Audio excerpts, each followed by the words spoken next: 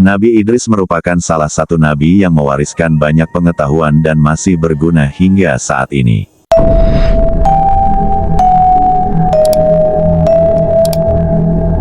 Nabi Idris merupakan salah satu nabi yang mewariskan banyak pengetahuan dan masih berguna hingga saat ini.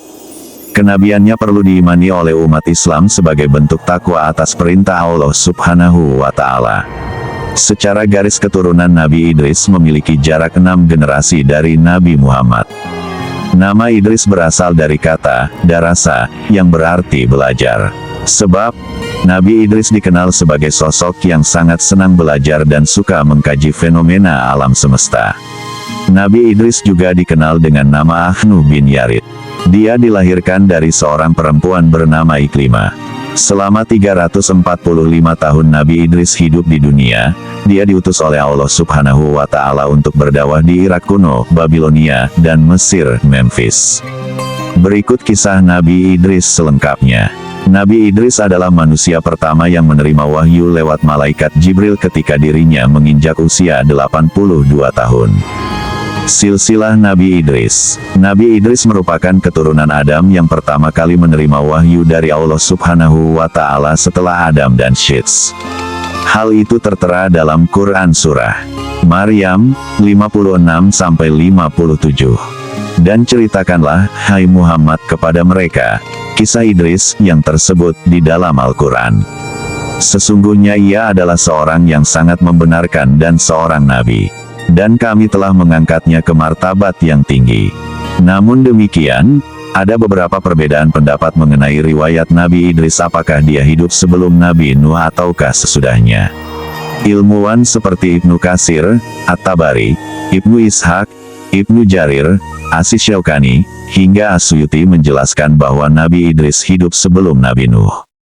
Hal itu berdasarkan nasab bahwa nama asli Nabi Idris adalah Honuh yang merupakan nenek moyang Nabi Nuh. Hal itu juga diperkuat dengan Quran Surah Maryam 58. Mereka itulah orang-orang yang Allah telah beri nikmat, yaitu kalangan para nabi dari keturunan Adam, dan dari orang yang kami angkat bersama Nuh dari keturunan Ibrahim dan Israel, dan dari orang-orang yang kami beri petunjuk dan telah kami pilih. Apabila dibacakan ayat-ayat Allah yang Maha Pemurah kepada mereka, maka mereka menyangka dengan bersujud dan menangis. Ayat tersebut mengisahkan silsilah keturunannya. Nabi Idris termasuk keturunan Nabi Adam, tidak ikut bersama Nabi Nuh dalam perahu. Dengan demikian, Nabi Idris urutannya sebelum Nabi Nuh. Nabi Idris berdakwah di Babilonia hingga Mesir. Pada mulanya, Nabi Idris diutus oleh Allah Subhanahu wa Ta'ala untuk menyebarkan agama di Babilonia, Irak kuno. Nabi Idris sendiri merupakan sosok yang rajin beribadah dan beramal salih seperti halnya yang diceritakan dalam buku Nabi Idris. Namun, akhirnya dia berhijrah ke Mesir lantaran penduduk Babilonia tidak bisa menerima apa yang diajarkan Nabi Idris. Dalam kehidupan sehari-hari, Nabi Idris dikenal sebagai orang yang gemar bertasbih kepada Allah. Dia juga selalu melakukan perbuatan baik seperti belajar, menulis, dan menjahit. Keterampilan-keterampilan itu perlahan-lahan dia ajarkan kepada kaumnya. Nabi Idris bergelar Singa Allah. Selain baik budinya, Nabi Idris juga dikenal sebagai pribadi yang tidak pernah merasa takut ketika berhadapan dengan umatnya yang kafir. Oleh karena itu, dia digelari Singa Allah. Nabi Idris juga dikenal sebagai sosok pemaaf dan tidak pernah sombong. Bahkan, Allah Subhanahu wa Ta'ala memberinya gelar Asadul Usud, karena tidak pernah berputus asa ketika Allah memerintahkannya untuk menyebarkan agama. Pesan-pesan Nabi Idris kepada umat manusia. Sebelum meninggal dunia, Nabi Idris meninggalkan banyak pesan kepada umat manusia. Pesan-pesan tersebut berisi ajaran-ajaran agar manusia dapat hidup lebih baik. Di antaranya salat jenazah sebagai bentuk penghormatan, karena pemberi syafaat hanyalah Allah Subhanahu wa Ta'ala sesuai amal dan perbuatan. Dia juga mengingatkan kaumnya bahwa sebesar apapun rasa syukur yang kita ucapkan tidak akan mampu menandingi nikmat Allah Subhanahu wa Ta'ala yang telah diberikan.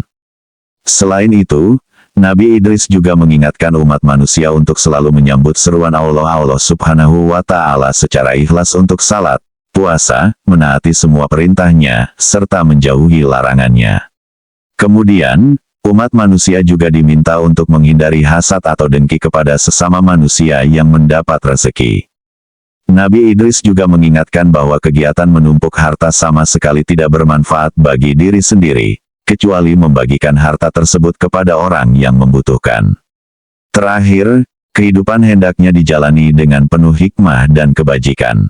Kisah hidup dan peristiwa penting yang dialami para nabi dan rasul lainnya. Nabi Idris dikenal cerdas dan berpengetahuan luas. Nabi Idris merupakan manusia pertama yang bisa membaca dan menulis. Hal itu dijelaskan dalam Quran Surah Al-Alaq 4-5. Surat tersebut mengisahkan Nabi Idris adalah manusia pertama yang mengajarkan cara menulis dan membaca kepada umat manusia. Allah Subhanahu wa Ta'ala memberikan banyak ilmu pengetahuan yang berlimpah. Selain membaca dan menulis, Nabi Idris juga pandai merawat kuda, paham ilmu falak atau perbintangan hingga pandai matematika atau ilmu berhitung. Karena mukjizat yang diberikan Allah itulah Nabi Idris dikenal sebagai sosok yang cerdas, pandai, dan bijaksana. Nabi Idris pandai ilmu perbintangan. Pengetahuan Nabi Idris sangat luas karena dia rajin mengkaji dan mempelajari banyak hal, termasuk segala hal yang diajarkan Allah Subhanahu wa Ta'ala kepada Nabi Adam. Selain itu, Nabi Idris juga sangat tertarik dengan fenomena-fenomena alam yang terjadi di muka bumi. Oleh sebab itulah, banyak yang bertanya kepadanya apabila terjadi fenomena alam tertentu.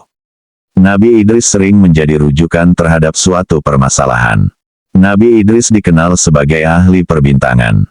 Dia adalah orang yang pertama kali memanfaatkan rasi bintang sebagai penunjuk arah, waktu yang tepat untuk bercocok tanam, hingga memperkirakan kondisi cuaca. Nabi Idris juga memiliki keterkaitan dengan bangsa Sumeria. Sebab, beberapa penelitian membuktikan bangsa Sumeria juga mempelajari ilmu perbintangan untuk mengetahui waktu bercocok tanam yang baik. Misalnya, rasi bintang Taurus yang dipercaya sebagai masa awal musim semi dan cocok untuk menanam. Sementara, rasi bintang Virgo digunakan sebagai waktu yang tepat untuk melakukan panen. Nabi Idris jadi manusia pertama yang bisa membuat pakaian. Sebelum Nabi Idris terlahir di dunia, manusia sebelumnya terbiasa membuat dan memakai kulit binatang sebagai pakaian. Nabi Idris diberikan Allah mukjizat berupa orang pertama yang bisa menjahit kulit binatang menjadi baju layak pakai. Saat ada waktu luang, Nabi Idris menjahit pakaian lalu diberikan kepada kaum fakir miskin. Nabi Idris jadi manusia pertama yang bisa menulis. Nabi Idris juga dikenal sebagai manusia pertama yang bisa menulis menggunakan pena. Bahkan, para ilmuwan pernah menemukan beberapa potongan naskah kuno yang diklaim berkaitan dengan Nabi Idris. Naskah itu bernama Kitab Henoh. Salah satu kisah dalam kitab itu adalah tentang peradaban tertua di bumi Lemuria, Atlantis yang hilang di telan bumi. Selain itu, prediksi tentang banjir besar yang akan terjadi di muka bumi. Para ilmuwan itu menduga kitab Henoh tersebut ditulis oleh Nabi Idris. Kisah Nabi Idris merasakan mati dan hidup lagi. Pada suatu malam, Nabi Idris kedatangan tamu seorang pria. Dia membawa sangat banyak buah-buahan. Nabi Idris tidak sadar, pria tersebut adalah malaikat Israel yang menyamar. Nabi Idris menawarkan makanan itu kepada Israel, namun ditolak. Pada akhirnya, mereka berbincang-bincang dan berjalan-jalan melihat pemandangan sekitar. Setelah 4 hari bersama dan sudah cukup akrab, Nabi Idris mulai curiga dengan sang tamu. Sebab, tamu itu tidak menyentuh jamuannya sama sekali. Nabi Idris lantas mengajukan pertanyaan karena diliputi rasa penasaran. "Sebenarnya siapa kamu?" tanya Nabi Idris. "Maaf ya Nabi Allah, aku sebenarnya adalah malaikat Israel," jawab sang malaikat. Tentu saja Nabi Idris terkejut mendengarnya, sebab malaikat Israel bertugas mencabut nyawa manusia. "Kau sudah 4 hari bersamaku. Apakah kau sedang bertugas untuk mencabut nyawa makhluk di dunia ini?" "Wahai Idris, selama 4 hari ini memang banyak sekali nyawa yang telah kucabut. Roh makhluk-makhluk itu bagaikan hidangan di hadapanku. Kuambil mereka bagaikan seseorang sedang menyuap makanan. Lantas apa maksud kedatanganmu kemari? Apakah kau ingin mencabut nyawaku?" Malaikat Israel menggeleng. "Tidak, ya Idris. kedatanganku memang untuk mengunjungimu karena saya rindu dan Allah telah memberikan izin. Setelah percakapan itu, Nabi Idris membuat satu permintaan. Dia ingin malaikat Israel mencabut nyawanya, kemudian menghidupkannya kembali. Nabi Idris penasaran dengan rasa sakratul maut yang konon sangat dahsyat sakitnya. Namun, permintaan itu tidak segera dituruti oleh malaikat Israel. Sebab, segala hal yang dia lakukan hanya atas perintah Allah Subhanahu wa Ta'ala. Saya tidak mencabut nyawa seseorang selain atas izin Allah, kata malaikat Israel. Namun, Allah Subhanahu wa Ta'ala pada akhirnya mengabulkan permintaan Nabi Idris. Seketika, malaikat Israel pun mencabut nyawa Nabi Idris. Melihat sahabatnya kesakitan sedemikian rupa, malaikat Israel menangis.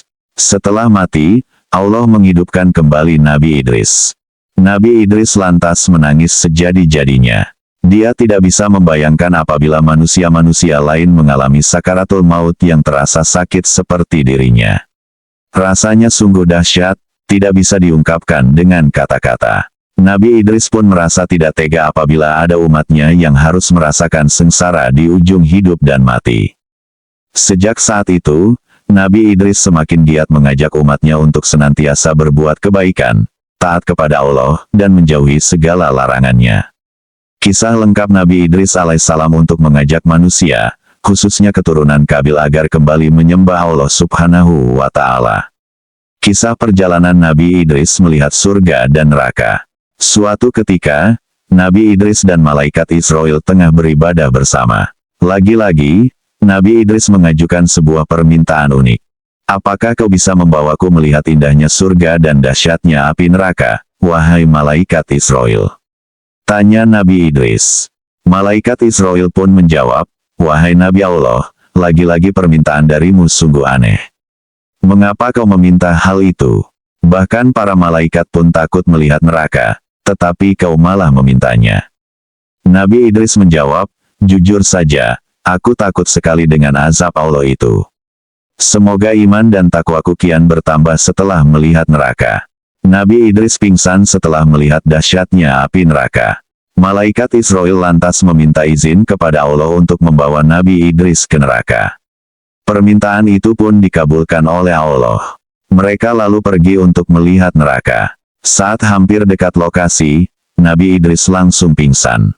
Sebab, dia melihat malaikat penjaga neraka yang sangat menakutkan. Ia menyeret dan menyiksa manusia-manusia yang mendurhakai Allah semasa hidup di dunia. Rupa-rupanya Nabi Idris tidak sanggup menyaksikan berbagai siksaan yang sungguh mengerikan itu. Seumur hidupnya, tidak ada pemandangan yang lebih mengerikan dibandingkan dengan dahsyatnya api neraka. Api berkobar-kobar, bunyi yang bermuru menakutkan dan hal-hal yang mengerikan lainnya. Dia tak bisa membayangkan apabila hal itu menimpa umatnya kelak. Dia pun ingin semakin giat berdakwah agar tidak ada umatnya yang tersesat dari jalan Allah Subhanahu wa Ta'ala dan berakhir termakan api neraka. Nabi Idris pun lantas meninggalkan neraka dengan tubuh lemas dan penuh rasa takut. Bayangan api neraka dan segala siksaan di dalamnya masih menghantui dirinya. Kisah Nabi Idris takjub dengan pesona surga. Selanjutnya, malaikat Israel mengantarkan Nabi Idris ke surga. Di sana, Nabi Idris juga nyaris pingsan. Namun, dia pingsan bukan karena takut atau melihat hal yang menakutkan. Sebaliknya, dia sangat takjub dan terpesona dengan segala keindahan yang tampak di depan matanya. Nabi Idris melihat sungai-sungai yang airnya begitu bening seperti kaca. Sementara itu, di pinggir sungai terdapat pohon-pohon yang bagian batangnya terbuat dari perak dan emas. Dia juga melihat istana-istana untuk para penghuni surga. Sepanjang mata memandang ada pohon yang menghasilkan buah-buahan yang begitu segar, ranum dan harum. Setelah puas berkeliling, malaikat Israel mengajak Nabi Idris pulang ke bumi. Namun, Nabi Idris enggan pulang. Dia terlena dan ingin tetap berada di surga.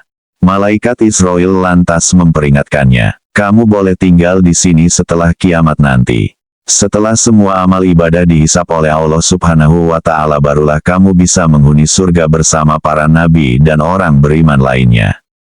Nabi Idris pun mengangguk. Aku akan terus beribadah kepada Allah hingga hari kiamat tiba. Kematian Nabi Idris. Ada banyak pendapat terkait akhir hayat Nabi Idris. Dalam tafsir Ibnu Katsir, dituliskan pendapat Ibnu Jarir tentang Ka'b yang menceritakan proses kematian Nabi Idris. Ka'b berkata Allah Subhanahu wa Ta'ala telah mewahyukan kepada Idris akan mengangkat amal bagi Idris setiap harinya sebanding dengan semua amal anak-anak Adam. Kemudian, datanglah seorang malaikat kepadanya. Idris lantas meminta agar ajalnya ditangguhkan.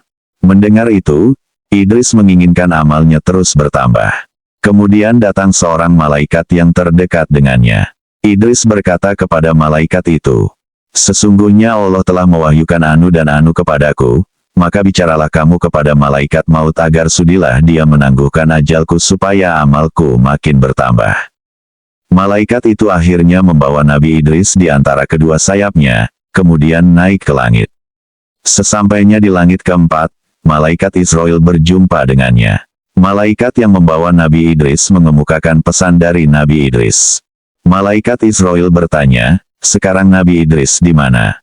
Dijawablah oleh malaikat itu, "Dia ada di pundakku." Terjawab sudah rasa heran malaikat Israel. Sebab, mulanya dia ditugaskan mencabut nyawa Nabi Idris di langit keempat, padahal yang dia tahu Nabi Idris ada di bumi. Ternyata, Nabi Idris telah dibawa lebih dulu oleh malaikat lainnya. Pada akhirnya, Nabi Idris dicabut nyawanya di langit keempat. Berdasarkan tafsir Ibnu Katsir, cerita tersebut adalah salah satu bagian dari Kabul Ahbar, yang dikutipnya dari kisah-kisah Israiliyat. Namun, dalam cerita tersebut sebagian terkandung hal yang tidak bisa diterima.